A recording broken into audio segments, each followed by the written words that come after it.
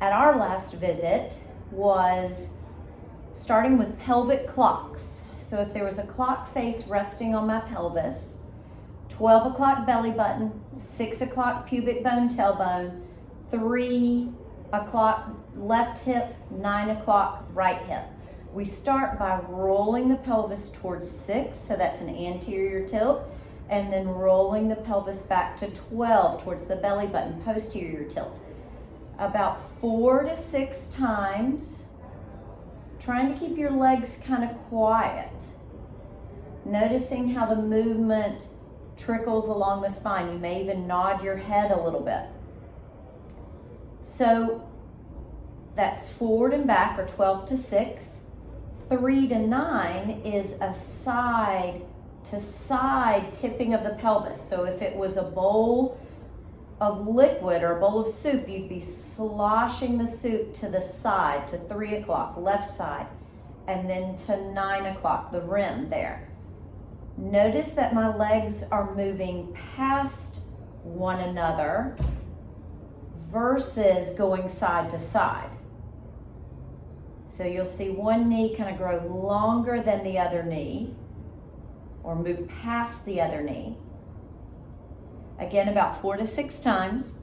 And then the full clock face goes belly button, left pubic bone, right, and back to belly button. Making again about 4 circles clockwise. And then reversing, it goes belly button, right, pubic bone, tailbone, left, back to belly button. Again, about 4 times each direction. Moving into the pelvic curl, we again kind of rolled slightly back to 12, kept the sense of our seat reaching towards our heels as we lifted. We want to try to keep the rib cage just kind of in that diagonal line with the pelvis. And this exercise, you can do a few pelvic curls, but then you can add a little bit of the lateral translation. So my waistline, my pelvis is going to go like a typewriter or a skateboard to the right and to the left.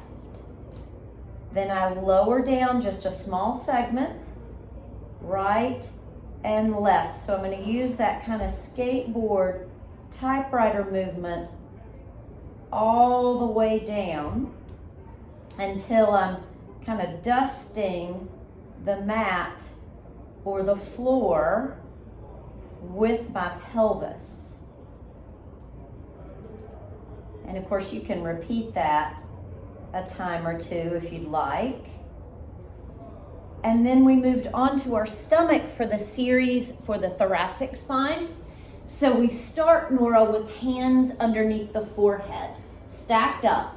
Try to get your sternum, your collarbones as flat to the mat as you can. Press the forearms slightly down into the mat and float just the head and the neck off the hands and lower down. Again, just the head and the neck off the hands. I want to try to keep the length along the back of the neck, but still just a little sense that the front of the throat is open. Then we move to hands at a goalpost, or arms at a goalpost, elbows reaching wide from the center of our body.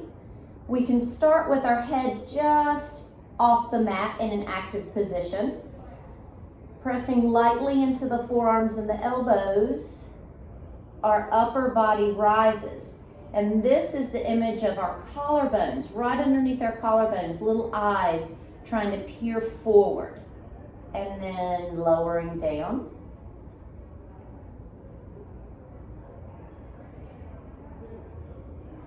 And then last but not least, Nora, bringing the hands down to about the level of the ribs by the side on, or by each side. From here, really feel the segments, the spinous processes of the thoracic spine drop down into the mat. Get as flat as you can. And then your elbows begin to reach back towards the feet, and the upper body just rises. We want to come to the point where our lower ribs are still standing on the mat. And lower down. Elbows reach back, upper body rises. Chest open, collarbones open, upper back broad. And each of those, Nora, you can do